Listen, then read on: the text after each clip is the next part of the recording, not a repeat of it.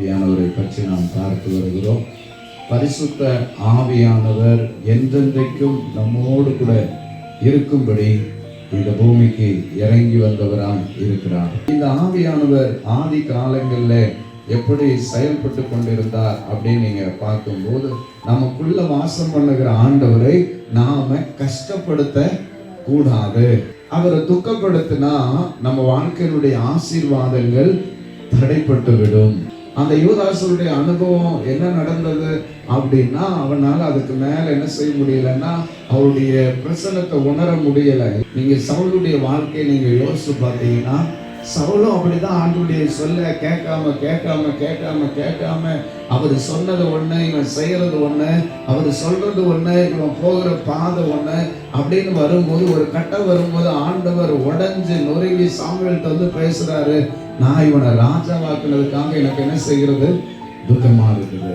ஒரு தீர்மானம் பண்ணுவோம், நமக்குள்ள இருக்கிற ஆவியானவர் என்ன செய்யக்கூடாது, துக்கப்படுத்த கூடாது. அவரை துக்கப்படுத்துகிற வார்த்தைகள், அவரை துக்கப்படுத்துகிற செயல்கள், அவரை துக்கப்படுத்துகிற எந்த கிரியைகளும் நம்ம வாழ்க்கையில் என்ன செய்யக்கூடாது, இருக்கவே கூடாது. இந்த ஆவியானவர் ஏவுகிறவர்.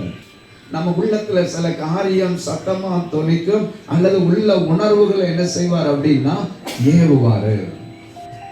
ஆவியானவர் எங்க நம்மளை போக சொல்றாரோ, என்ன செய்ய சொல்றாரோ அதை செய்வது மாத்திரமே நம்முடைய கடமையா என்ன செய்கிறது இருக்கிறது. சிம்சோனை ஆவியானவர் ஏவினார் அப்படின்னு போட்டிருக்கோம். இதை செய், பெலிஸ்தரிடத்துல போ, அந்த பெலிஸ்தர்களை பழிவாங்கு, பெலிஸ்தருடைய கிரியைகளை நிர்மூலமாக்கு என்று ஆவியானவர் இந்த சிம்சோனை என்ன பண்ணுவார் என்றால் ஏவுவாரு. ஆவியானவர் பிலிப்பை ஏவினார். எங்க போகிறதுக்கு ஏவினார்? அந்த கந்தாகை மந்திரி வரும்போது அவர் ரதத்துல வேதத்தை வாசித்து கொண்டு வருகிற போது அந்த வேத வசனங்களை விளக்குவதற்கு ஆவியானவர் பிலிப்புவை ஏவி பேசி அவனை சந்திக்க என்ன செய்கிறாரு, அனுப்புகிறார். பேதுருவை ஆவியானவர் கொர்நேலியுடைய வீட்டுக்கு போகும்படி என்ன செய்கிறாரு, ஏவுகிறார். அவரு நல்லா தூங்கிட்டு இருக்கும் போது அங்க ஒரு சொப்பனத்தை ஆண்டவர் காமிக்கிறார். வானத்திலிருந்து ஒரு பெரிய கூடை அந்த கயரால கட்டி அந்த கூடை என்ன செய்யுது அப்படின்னா இறக்கப்படுது. பேதுரு சொல்றாரு, இந்த அருவருப்பான ஒன்றை நான் என்ன செஞ்சது கிடையாது, சாப்பிட்டது கிடையாது. அப்ப ஏவுகிறவர் ஆவியானவர். உங்களை என்ன செய்ய ஏவுறாரோ உடனடியா நீங்க அதை என்ன செஞ்சிடணும். அப்படி செய்யும் போது அது நன்மையா என்ன செய்யும் அப்படின்னா இருக்கும். பேதுரு போய் பேசுகிறார்.